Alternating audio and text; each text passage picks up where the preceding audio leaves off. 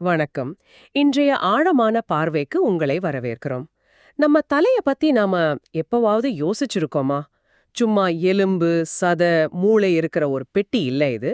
பல மில்லியன் வருஷ பரிணாம பயணத்தோட ஒரு அசாதாரணமான கதை இது. டேனியல் லிபமன் எழுதின மனித தலையின் பரிணாமம் புத்தகத்தோட ஆழமான கருத்துக்களை தான் நாம இன்னைக்கு அலச போறோம். இந்த பெரிய புத்தகத்தோட எல்லா பக்கத்தையும் பார்க்கறது இல்ல நோக்கம். ஆனா முக்கியமான ஆச்சரியமான விஷயங்கள், நம்ம தலை இப்படி ஆச்சுங்கிறதுக்கு பின்னாடி இருக்கிற முக்கிய ஐடியாக்களை உங்களுக்கு கொண்டு வரணும். ஆமா, தலைங்கிறது நம்ப முடியாத அளவுக்கு சிக்கலான ஒரு அமைப்பு. இந்த புத்தகம் சொல்ற முக்கியமான விஷயம் என்னன்னா, பரிணாமம் ஒரு இன்ஜினியர் மாதிரி பிளான் பண்ணி இது உருவாக்கல. ஓ, அப்படியா? ஆமா, அதுக்கு பதிலா ஒரு கைதேர்ந்த வேலையாள் மாதிரி, அதாவது ஒரு டிங்கரர் மாதிரி ஏற்கனவே இருந்த பொருட்களை வச்சு அப்பப்போ தேவைக்கு ஏத்த மாதிரி சின்ன சின்ன மாற்றங்கள் செஞ்சு இந்த அற்புதமான அமைப்பை உருவாக்கியிருக்கு. வெறும் எலும்பு, குருத்தெலும்பு மாதிரி சில அடிப்படை பொருட்களை வச்சுக்கிட்டு இத்தனை வேலைகளையும் செய்கிற ஒரு அமைப்பை பாருங்க. மூளையை பாதுகாக்கணும், சாப்பிடணும், பார்க்கணும், கேட்கணும், பேசணும். கேட்கவே ரொம்ப பிரமிப்பா இருக்கு. சரி, அப்போ இந்த பயணத்தை ஆரம்பிக்கலாம். நம்ம தலை உருவான கதை, அதோட பாகங்கள் எப்படி ஒன்னோடு ஒன்னு சார்ந்து வேலை செய்யுது, ஏன் இப்படி இருக்குன்னு கொஞ்சம் விரிவா பார்க்கலாம். இது உங்க தலையோட கதை இல்லையா? வாங்க தெரிஞ்சுக்கலாம். முதல்ல தலையோட இந்த பேஸ்மெண்ட், அதாவது எலும்பு பத்தி பேசலாமா? எலும்புன்னா ஏதோ கல்லு மாதிரி உசுரே இல்லாத பொருள்னு நினைப்போம். ஆனா அது அப்படி இல்லையே. நிச்சயமா இல்ல. அதுதான் இந்த புத்தகத்தோட முதல் ஆச்சரியமே. எலும்பு ஒரு உயிருள்ள, எப்பவும் மாறிக்கிட்டே இருக்கிற ஒரு டிஷ்யூ, டைனாமிக் டிஷ்யூ. அது வெறும் சப்போர்ட் மட்டும் இல்ல. நம்ம ஜீன்ஸ், நம்ம ஆக்டிவிட்டீஸ், நாம கொடுக்கிற அழுத்தம், இதுக்கெல்லாம் ஏத்த மாதிரி அதோட வடிவம், அடர்த்தி, அமைப்பு எல்லாமே மாறும். ஓ, இப்ப நம்ம எக்ஸசைஸ் செஞ்சா எலும்பு ஸ்ட்ராங் ஆகுது இல்லையா? அது மாதிரி தான். எலும்பு வளர்றதுல கூட வேகமா வளர்ற ஓவன் வகை, மெதுவா நல்லா அடுக்கி வச்ச மாதிரி வளர்ற லமல்லார் வகைன்னு 2 விதம் இருக்கு. தலையிலேயே பல வகை எலும்புகள் இருக்கே, எல்லாமே ஒரே மாதிரி தான் உருவாகுதா? இல்ல. அதுவும் ஒரு சுவாரஸ்யமான விஷயம். மண்டையோட்டோட அடிப்பகுதி மாதிரி சில முக்கியமான எலும்புகள் முதல்ல குருத்தெலும்பா உருவாகி அப்புறம் தான் எலும்பா மாறுது. இதுக்கு பேரு எண்டோகாண்ட்ரல் முறை. சரி, இந்த எலும்புகள் கருவுல எப்படி உருவாகுது? அதுக்கு என்ன அடிப்படை? தலையோட எலும்புகள், குருத்தெலும்புகள் எல்லாமே மீசன்கைம் அப்படின்னு சொல்ற சில ஆரம்ப நிலை செல்கள்ல இருந்து தான் உருவாகுது. இந்த செல்கள் கருவோட வெவ்வேறு லேயர்ல இருந்து வருது. சிம்பிளா சொன்னா, முக எலும்புகள் ஒரு வகை செல்கள்ல இருந்தும், மண்டையோட்டோட பின்பகுதி எலும்புகள் இன்னொரு வகை செல்கள்ல இருந்தும் வருது. இது ஏன் முக்கியம்னா, ஏன் மரபணுக்கள் மட்டும் எலும்பு வளர்ச்சியை தீர்மானிக்கிறது இல்ல. அப்போ வேற என்ன இருக்கு? இதுதான் ரொம்ப முக்கியம். கரு வளர்ச்சியில ஒரு எலும்புக்கு பக்கத்துல இருக்கிற தசை, இல்ல கண், இல்ல நரம்பு மாதிரி மற்ற டிஷ்யூக்கள் கூட அந்த எலும்போட வளர்ச்சியை பாதிக்குது. இதை எபிஜெனட்டிக் தொடர்புகள்னு சொல்லலாம். அதாவது செல்களுக்கு நடுவுல நடக்கிற பேச்சுவார்த்தை எலும்போட வடிவத்தையே தீர்மானிக்குது. ஒரு உதாரணம் சொல்லுங்களேன். நிச்சயமா. எலிகள்ல பாத்தீங்கன்னா, தாடையை அசைக்கிற ஒரு குறிப்பிட்ட தசை, லேட்ரல் பித்ரிகாய்டு மசில், இல்லைன்னா தாடையோட அந்த மூட்டு பகுதியை, மாண்டிபுலார் காண்டேல், சரியா உருவாகாது. இது எதை காட்டுதுன்னா, தலங்கிறது தனித்தனி பார்ட் சேர்ந்தது இல்ல, அது ஒரு ஒருங்கிணைந்த சிஸ்டம். ஒரு பாகத்துல வர்ற மாற்றம் மற்ற பாகங்களையும் பாதிக்கும். சரி, தலையெலும்புகள் உருவாகிற அடிப்படை விதிகள் புரியுது. ஆனா மனுஷங்களுக்கும் மத்த குரங்குகளுக்கும் மண்டையோட வடிவத்துல இவ்ளோ வித்தியாசம் எப்படி வருது? வளர்ச்சி மட்டும் காரணமா? இல்ல, வளர்ச்சி மட்டும் இல்ல, வடிவ மாற்றங்களுக்கு பின்னால 2 முக்கியமான ப்ராசஸ் இருக்கு. ஒன்னு அல்லோமெட்ரி. சிம்பிளா சொன்னா, ஒரு உயிர் வளரும்போது அதோட உறுப்புகளோட சைஸ் மாறுறதோட ஷேப்பும் விகிதாச்சாரப்படி மாறும். ஓ, குழந்தைக்கும் பெரியவங்களுக்கும் தலைவடிவம் வேற மாதிரி இருக்குமே, அது மாதிரி. கரெக்ட். குழந்தைக்கும் பெரியவருக்கும் தலை வடிவம் வித்தியாசமா இருக்கு இல்லையா? உடல் பெருசாகும்போது தலை விகிதாச்சாரப்படி கொஞ்சம் சின்னதாகுது, முகம் நீளமாகுது. இதுதான் அல்லோமெட்ரி. இது ஒரு உயிரினத்தோட வளர்ச்சியிலையும் தெரியும், ஒரே இனத்துக்குள்ளேயும் தெரியும், வெவ்வேறு இனங்களுக்கு நடுவுலையும் தெரியும். சரி, இது ஒண்ணு. இன்னொன்னு என்ன சொன்னீங்க? இன்னொன்னு ஹெட்டரோக்ரோனி. இது இன்னும் சுவாரஸ்யமானது. இதை இப்படி யோசிங்க. 2 பேர் ஒரே மாதிரி லெகோ மாடல் செய்றாங்க. ஆனா ஒருத்தர் கைப்பகுதி செய்ய ரொம்ப நேரம் எடுத்துக்கிறார், இன்னொருத்தர் கால் பகுதியை வேகமா செஞ்சு முடிக்கிறார். கடைசியில பார்த்தா 2 மாடலும் கொஞ்சம் வித்தியாசமா இருக்கும் இல்லையா? ஆமா. அதே மாதிரி தான் பரிணாமம் சில சமயம் ஒரு உறுப்பு வளர்ற வேகத்தையோ இல்ல அது வளர ஆரம்பிக்கிற முடிகிற நேரத்தையோ மாத்துது. இதனால பெரிய வடிவ மாற்றங்கள் வரலாம். இதுல ஏதாவது வகைகள் இருக்கா? ஆமா, முக்கியமா 2 வகை. ஒன்னு பீடோமார்போசிஸ். இதுல வளர்ந்த சந்ததி அதோட மூதாதையரோட சின்ன வயசு வடிவத்தை அப்படியே வச்சுக்கும். கிட்டத்தட்ட வளர்ச்சி பாதியிலே நின்னுடுச்சு மாதிரி. ஓ சரி. இன்னொன்னு பெராமார்போசிஸ். இதுல சந்ததி மூதாதையரை விட அதிகமா வளர்ந்து புது அம்சங்களை காட்டும். இது மனுஷ மண்டையோட பரிணாமத்துல எப்படி முக்கியமாகுது? மனுஷங்களோட அந்த தட்டையான முகம், சின்ன தாடை எல்லாம் சிம்பன்சி குட்டியோட முகத்த மாதிரி இருக்குன்னு சொல்றாங்களே, அது இந்த பீடோமார்போசிஸ் வகையா? ஆமா, இது ஒரு முக்கியமான விவாதம். சில ஆய்வுகள் குறிப்பா அந்த சைஸ் அட்ஜஸ்ட் பண்ணி வடிவத்தை ஒப்பிடும்போது சைஸ் கரெக்டட் ஷேப் கம்பேரிசன்ஸ் வளர்ந்த மனுஷ மண்டையோட்டோட சில அம்சங்கள் தட்டையான முகம் மாதிரி பிறந்த சிம்பன்சி குட்டியோட மண்டையோட்டோட வடிவத்தோட ஒத்துப்போகுதுன்னு காட்டுது. அப்போ நாம வளர்ந்தும் குழந்தை மாதிரி இருக்கோன்னு அர்த்தமா? முழுசா அப்படி சொல்ல முடியாது.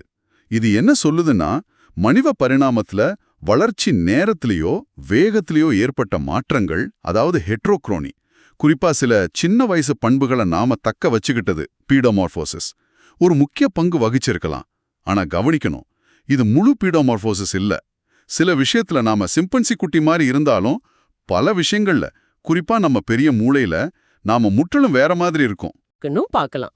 முதல்ல நம்மளோட தனித்துவமான பெரிய மூளையும் அதை பாதுகாக்கிற மண்டையோடும். மூளையும் மண்டையோடும் மனுஷங்களோட அடையாளம் நம்ம பெரிய மூளை தான். ஆனா இதுக்கு நாம ஒரு பெரிய விலை கொடுக்க வேண்டியிருக்கு. நம்ப முடியாத அளவுக்கு இதுக்கு எனர்ஜி தேவை. நம்ம உடம்பு உற்பத்தி பண்ற எனர்ஜில சுமார் 20-25% மூளைக்கே போகுது. அப்படியா? ஆமா. இன்னொரு பெரிய சேலஞ்ச் இதை எப்படி கூலா வச்சுக்கிறதுன்னு. மூளை கொஞ்சம் சூடானாலும் ஆபத்து. இதுக்காகவே சில ஸ்பெஷல் அமைப்புகள் இருக்கு. தலையில இருக்கிற எமிசரி வெயின்ஸ் மாதிரி சில இரத்த குழாய்கள் சூடான ரத்தத்தை வெளியேற்றி கூலான ரத்தத்தை உள்ள கொண்டு வர உதவுது. ஒரு நேச்சுரல் ரேடியேட்டர் மாதிரி. மண்டையோடு எப்படி மூளைய பாதுகாக்குது? அது சும்மா ஒரு ஓடு மாதிரி தானே இருக்கு. இல்ல, அது வெறும் ஓடு இல்ல. அதோட வடிவமே ஒரு பாதுகாப்பு அம்சம்.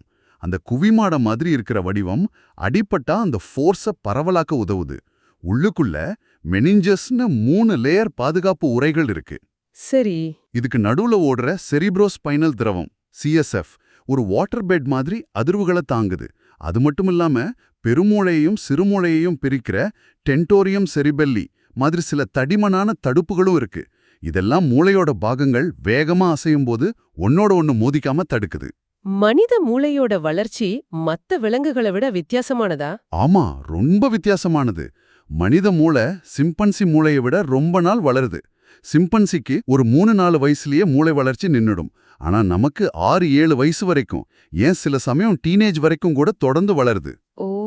இதுல ஒரு சுவாரஸ்யமான கேள்வி இருக்கு. நம்ம மூளை சும்மா பெருசாக்கப்பட்ட குரங்கு மூளையா?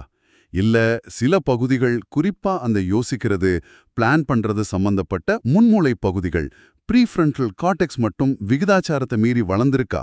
இப்ப இருக்கிற பல சான்றுகள் சில பகுதிகள் அப்படி விகிதாச்சாரத்தை மீறி வளர்ந்திருக்குன்னு தான் சொல்லுது.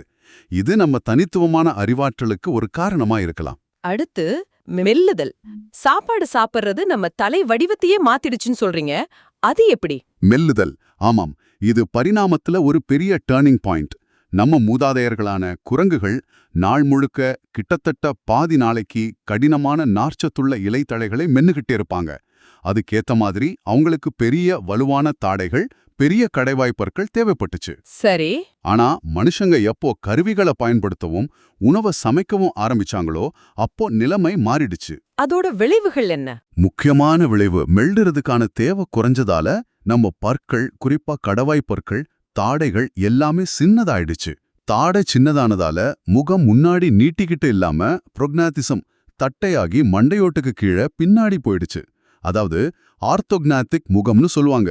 நம்ம தாட மூட்டு TMJ உருவாகிற விதம் கூட மத்த பாலூட்டிகள்ல இருந்து கொஞ்சம் வித்தியாசமானது. மெல்லும்போது வர்ற அந்த ஃபோர்ஸ தாங்க நம்ம முக எலும்புகள் எப்படி இருக்கு? கடினமான உணவை மெல்லும்போது பற்கள் வழியா முக எலும்புகளுக்கு நிறைய விச போகும். இந்த விசைய தாங்கவும் பரப்பவும் முகத்துல சில இடங்கள்ல எலும்புகள் தூண்கள் மாதிரி நல்ல வலுவா இருக்கு. உதாரணமா கண்ணுக்கு மேலேயும் மூக்க சுத்தியும். இதுல ரொம்ப விசித்திரமான, மனுஷங்களுக்கு மட்டுமே உரிய ஒரு அம்சம் என்ன தெரியுமா?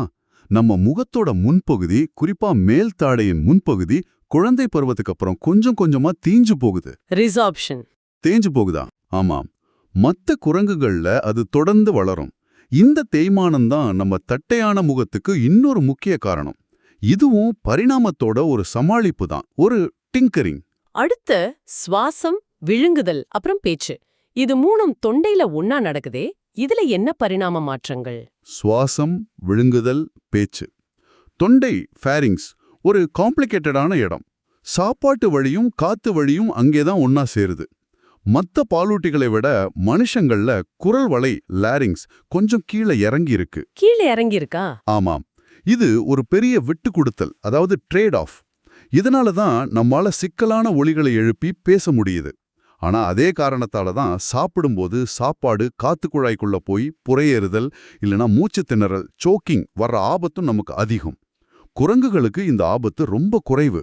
இந்த அமைப்புக்கு வேற என்ன விளைவுகள்? பேச்சுக்கு இது எப்படி உதவுது? இந்த தாழ்ந்த குரல் வளை நம்ம நாக்கோட வடிவத்தோடையும் சம்பந்தப்பட்டிருக்கு. நம்ம நாக்கு கொஞ்சம் குட்டையாவும் வட்டமாவும் இருக்கு. இது சுவாசத்தையும் பாதிக்குது. நம்ம வெளிப்புற மூக்கு, எக்ஸ்டர்னல் நோஸ், இதுவும் ஒரு தனித்துவமான மனித அம்சம். உள்ள போற காத்த சூடாக்கவும் ஈரப்பதமாக்கவும் சுத்தப்படுத்தவும் உதவுது. சரி, பேச்சுக்கு எப்படி உதவுது? பேச்சை பொறுத்தவரை குரல் வளைக்கு மேல இருக்கிற அந்த குரல் பாதை, சூப்ரலாரிஞ்சல் வோக்கல் ட்ராக்ட் எஸ்விடி இருக்கு இல்லையா, அதோட கிடைமட்ட பகுதி வாய் நீளமும் செங்குத்து பகுதி தொண்டை நீளமும் ஏறக்குறைய சமமா எஸ்விடிஹெச் எஸ்விடிவி ஈக்குவல்ஸ் டு 1.1 இருக்கிறதா ரொம்ப முக்கியம்.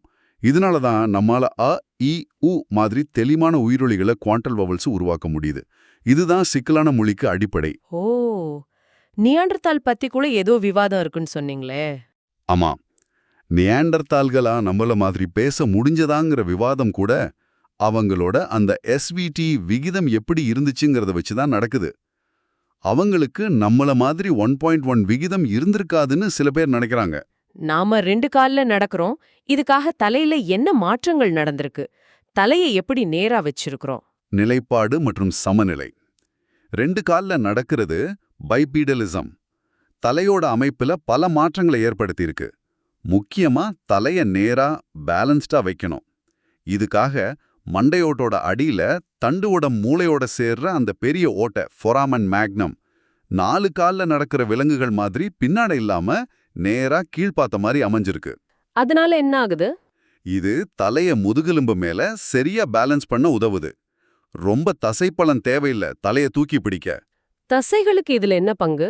கழுத்து தசைகள், குறிப்பா தலைய பின்னாடி இழுக்கிற தசைகள் எக்ஸ்டென்சஸ், தலைய ஸ்டெடியா வச்சுக்கவும் நடக்கும்போதும் ஓடும்போதும் தலையாட்டத்தை கட்டுப்படுத்தவும் உதவுது. நம்மளோட நடக்கிற ஸ்டைலுக்கு ஏத்த மாதிரி இந்த தசைகளோட அமைப்பும் கொஞ்சம் மாறி இருக்கு. தலையோட அசைவ நம்ம பேலன்ஸை எப்படி உணர்றோம்? அதுக்கு காதுக்குள்ள இருக்கிற வெஸ்டிபுலர் அமைப்பு, வெஸ்டிபுலர் சிஸ்டம் தான் காரணம். அதுல இருக்கிற அரைவட்ட குழாய்கள், செமிசர்க்குலர் கெனால்ஸ், தலையோட ரொட்டேஷனையும் மற்ற பகுதிகள் யூட்ரிக்கல் சாக்யூல் நேர்கோட்ட அசைவுகளையும் உணருது. இதுல சுவாரஸ்யமான விஷயம் என்னன்னா, என்ன? மனுஷங்கள்ல செங்குத்து அரைவட்ட குழாய்கள், அதாவது தலைய முன்னும் பின்னும் வாட்டுவதை உணர்ற குழாய்கள் மற்ற குரங்குகளை விட பெருசா இருக்கு. இதுவும் நம்ம 2 கால் நடைக்கு ஏத்த ஒரு அடாப்டேஷன் நம்பப்படுது. ஏன்னா நடக்கும்போது தலைய ஸ்டெடியா வச்சுக்கிறது ரொம்ப முக்கியம் இல்லையா? ஆமாம். கடைசியா புலன்கள், பார்வை, கேட்டல், வாசனை, சுவையில என்னென்ன சுவாரஸ்யமான மாற்றங்கள்? புலன்கள் மனுஷங்க உட்பட எல்லா பிரைமேட்களுக்கும் பார்வை தான் மெயின் சென்ஸ். கண்கள் முன்னாடி இருக்கிறதுனால நமக்கு 3D பார்வை, ஸ்டீரியோஸ்கோபிக் மிஷன் கிடைக்குது. தூரத்தை சரியா கணிக்க முடியுது. வண்ணப்பார்வையும் பரிணாமத்துல முக்கியமானது. பழங்களோட நிறத்தை பார்த்து பறிக்க இது உதவியா இருந்திருக்கும். மத்த புலன்கள், வாசனை சக்தி குறைஞ்சிடுச்சுன்னு சொல்றாங்களே. கேட்டல் திறனை பொறுத்தவரை நாம சிம்பன்சிகளை விட கொஞ்சம் குறைவான அதிர்வெண்களை நல்லா கேட்க முடியும்னு சில ஆய்வுகள் சொல்லுது. இது நம்ம தலையோட அகலத்தோட சம்பந்தப்பட்டதா இருக்கலாம். வாசனை ஒரு இன்ட்ரெஸ்டிங்கான முரண்பாடு. முரண்பாடா? எப்படி? உண்மைதான். வாசனைக்கான மரபணுக்கள் ஆல்ஃபாக்டரி ரிசெப்டார் ஜீன்ஸ் நமக்கு மற்ற பல பாலூட்டிகளை விட குறைவு. நிறைய ஜீன்ஸ் செயலிழந்தும் போயிருக்கு. இதனால நேரடியா மூக்கால நுகரும் திறன் குறைவா இருக்கலாம். ஆனா அதுக்கு பதிலா வாயில உணவை மெல்லும்போது அந்த வாசனை தொண்டை வழியா மூக்குக்குள்ள போற பாதை, ரீட்ரோனேசல் பாத்வே, நமக்கு ரொம்ப திறமையா வேலை செய்யுதுன்னு ஒரு கருத்து இருக்கு. இதுதான் நம்ம சுவை இல்லனா ஃப்ளேவர்னு சொல்ற அனுபவத்துக்கு முக்கியம். ஓ, அப்படியா? ஆமா, நம்ம தட்டையான முகம், வெளிப்புற மூக்கு இதுக்கு உதவலாம். நாம சமைச்சு பல சுவைகளை அனுபவிச்ச சாப்பிட்றதால இந்த ஃப்ளேவர் உணரும் திறன் முக்கியத்துவம் பெற்றிருக்கலாம். ஒரு புலன்ல கொஞ்சம் பின்தங்கினாலும் இன்னொரு விதத்துல அது ஈடு கட்டியிருக்கோம் போல. இது வரைக்கும் தலையோட பாகங்கள், அதோட வேலைகள், அதுக்கு பின்னாடி இருக்கிற லாஜிக் எல்லாத்தையும் பார்த்தோம். இப்போ இந்த மில்லியன் கணக்கான வருஷ பரிணாம பயணத்தோட முக்கிய கட்டங்களை சுருக்கமா பார்க்கலாம். குரங்கு மாதிரி இருந்த ஒரு பொதுமான மூதாதையரிடமிருந்து LCA நாம எப்படி இன்னைக்கு இருக்கிற ஹோமோசேபியன்ஸா மாறணும்? சரி, ஒரு வேகமான பயணம் போவோம். சுமார் 6-7 மில்லியன் வருஷங்களுக்கு முன்னாடி நம்ம கிளையும் சிம்பன்சி கிளையும் பொழிஞ்சுது. அந்த LCA எப்படி இருந்துச்சுன்னு சரியா தெரியல. சரி. ஆரம்பகால ஹோமினின்கள் சஹலாந்த்ரோபஸ், அர்டிபிதகஸ் 7-4 மில்லியன் வருஷங்களுக்கு முன்னாடி வாழ்ந்த இவங்க கிட்ட சில முக்கியமான ஆரம்ப மாற்றங்கள் தெரிஞ்சுது. சிம்பன்சிகளை விட கோரை பற்கள் கெனைன்ஸ் சின்னதா இருந்துச்சு. மண்டையோட்டு துளை ஃபொரைமன் மேக்னம் கொஞ்சம் கீழே இறங்கி இருந்துச்சு. இது 2 கால்ல நடக்க ஆரம்பிச்சதற்கான அறிகுறியா இருக்கலாம். ஆனா மூளை இன்னும் சின்னதுதான், சிம்பன்சி சைஸ். ஆஸ்ட்ரலோபிதிசின்கள் 4-2 மில்லியன் வருஷங்களுக்கு முன்னாடி இவங்க பல வகையா இருந்தாங்க. லூசி மாதிரி மெலிந்த வகைகளும் தடிமனான ரோபஸ்ட் வகைகளும் இருந்தாங்க. மூளை கொஞ்சம் பெருசாச்சு, 400-500 சிசி. ஆனா இன்னும் சின்னதுதான். முகம் இன்னும் கொஞ்சம் முன்னாடி நீட்டிக்கிட்டு ப்ரோக்னாத்திசம் இருந்துச்சு. கடவாய் பற்கள் ரொம்ப பெருசா தடிமனான எனாமலோட இருந்துச்சு. அது அவங்க சாப்பிட்ட உணவுக்காகவா? ஆமா, கடினமான நார்ச்சத்துள்ள உணவுகளை சாப்பிட்டதை காட்டுது. இவங்க தான் 2 கால் நடையில இன்னும் கொஞ்சம் பெட்டரா இருந்தாங்க. இவங்களுக்கு பிறகுதான் நம்ம சொந்த பேரினமான ஹோமோ வருது இல்லையா? கரெக்ட். ஆரம்பகால homo H. habilis, H. erectus சுமார் 2.5 மில்லியன் வருஷங்களுக்கு முன்னாடி தொடங்கி ஒரு பெரிய மாற்றம் நடந்துச்சு. மூளை இன்னும் பெருசாச்சு, 600 சிசிக்கு மேல. பற்களும் முகமும் சின்னதா ஆரம்பிச்சது. குறிப்பா ஹோமோ எரெக்டஸ் ரொம்ப முக்கியமானவங்க. எப்படி? அவங்க மூளை இன்னும் பெருசு, 800-1000 சிசி. கிட்டத்தட்ட நம்மள மாதிரி உடல்வாகு, முகமும் நல்ல தட்டையா இருந்துச்சு. முக்கியமா இவங்க தான் முதல்ல ஆப்பிரிக்காவை விட்டு வெளியில ஆசியா வரைக்கும் போனாங்க. இதுக்கு காரணம் அவங்க கருவிகள் செஞ்சது, இறைச்சியை அதிகமா சாப்பிட்டது, ஒருவேளை நெருப்பை பயன்படுத்த கத்துக்கிட்டது, இதெல்லாம் இருக்கலாம். உடல் வெப்பத்தை கட்டுப்படுத்த வெளிப்புற மூக்கு, வியர்வை சுரப்பிகள் இதெல்லாம் இந்த காலகட்டத்துல முக்கியமா இருந்திருக்கலாம். அதுக்கப்புறம் பிந்தைய homo H. heidelbergensis, H. neanderthalensis, H. sapiens கடந்த 1 மில்லியன் வருஷத்துல மூளை இன்னும் பெருசாச்சு, 1200 சிசிக்கு மேல. ஐரோப்பால வாழ்ந்த நியண்டர்தால்களுக்கு H. neanderthalensis தனித்துவமான அம்சங்கள், பெரிய முகம், பெரிய மூக்கு, குளிருக்கேத்த மாதிரி தடிமனான உடல் இருந்துச்சு. இறுதியா நாம ஹோமோசேபியன்ஸ். நவீன மனிதர்களான ஹோமோசேபியன்ஸ் சுமார் 300,000 வருஷங்களுக்கு முன்னாடி ஆப்பிரிக்காவில் தோன்றினோம். நம்மளோட அடையாளங்கள் உருண்டையான மண்டையோடு, சின்ன தட்டையான பின்வாங்கின முகம், முக்கியமா இந்த முகவாய், நல்லா வளைஞ்ச மண்டையோட்டு அடித்தளம். நாம ஆரம்பத்திலிருந்தே இப்படி மெலிஞ்ச உடலோட தான் இருந்தோமா? இல்ல, ஆரம்பகால ஹோமோசேபியன்ஸ் கூட கொஞ்சம் தடிமனாதான் இருந்தாங்க. நாம இப்ப பார்க்குற இந்த மெலிந்த உடல் விவசாயம்லாம் வந்ததுக்கப்புறம் கடந்த 10,000 வருஷத்துல வந்த மிக சமீபத்திய மாற்றம்தான். இந்த நீண்ட கதையில இந்தோனேஷியாவில் கிடைச்ச சின்ன உருவ ஹாபிட் H. florensiensis மாதிரி சில புதிரான கிளைக்கதைகளும் இருக்கு. அவங்க எப்படி ஆனாங்கன்னு இன்னும் சரியா தெரியல. ஆஹா, மொத்தத்துல நம்ம தலை என்பது ஏதோ தற்செயலா வந்ததில்ல. அது நம்ம சாப்பாடு, நாம நடக்கிற விதம், காலநிலை, சமூக வாழ்க்கைன்னு பல ஃபேக்டர்ஸோட அழுத்தத்துக்கு ஈடு கொடுத்து மில்லியன் கணக்கான ஆண்டுகளா பரிணாமம் செஞ்ச அந்த டிங்கரிங், அதாவது கிடைச்சத வச்சு செஞ்ச சின்ன சின்ன மாற்றங்களோட ஒட்டுமொத்த விளைவு. இதுல பல சமரசங்கள், அதாவது ட்ரேட் ஆஃப்ஸ் இருக்கு. எல்லாமே ஒன்னோட ஒன்னு இணைஞ்சு செயல்படுது. ஒரு மாற்றம் இன்னொன்றை தூண்டுது, சில சமயம் கட்டுப்படுத்துது. மிகச்சரியா சொன்னீங்க. தலைய ஒரு இன்டிகிரேட்டட் சிஸ்டமா பார்க்கணும். மூளை பெருசாகிறது, முகத்தை சின்னதாக்குது. மெல்லுற விதம் மாறுறது, பற்களையும் தாடைகளையும் மாத்துது. நடக்கிற விதம் மாறுறது, கழுத்து தசைகளையும் காதுக்குள்ள இருக்கிற பேலன்ஸ் உறுப்புகளையும் மாத்துது. எல்லாமே ஒன்னோட ஒன்னு பின்னி பிணைஞ்சிருக்கு. இந்த புத்தகம் இந்த சிக்கலான தொடர்புகளை ரொம்ப அழகா விளக்குது. நாம இந்த புத்தகத்தோட பல முக்கியமான அம்சங்களை தொட்டு பேசியிருக்கோம். மனித தலையோட பரிணாமம் ஒரு முடிவில்லாத கதை மாதிரி தோணுது. இறுதியா உங்களுக்கு ஒரு சிந்தனை. இன்னைக்கு நம்ம உணவு முறைகளை கவனிங்க. ரொம்ப மென்மையான பதப்படுத்தப்பட்ட உணவுகள், நம்ம வாழ்க்கை முறை, குறைவான உடல் உழைப்பு, அதிக நேரம் ஸ்கிரீன்ஸை பார்க்கறது, இது நம் புலன் உணர்வுகளை எப்படி பாதிக்குது? இது எல்லாம் வச்சு பார்க்கும்போது மனித தலை இன்னும் மாறிக்கிட்டு இருக்குமா? பரிணாமம் நின்னு போச்சா, இல்ல வேற திசையில போய்கிட்டு இருக்கா? இது நீங்க யோசிச்சு பார்க்க வேண்டிய ஒரு கேள்வி. அடுத்த ஆழமான பார்வையில் சந்திப்போம்.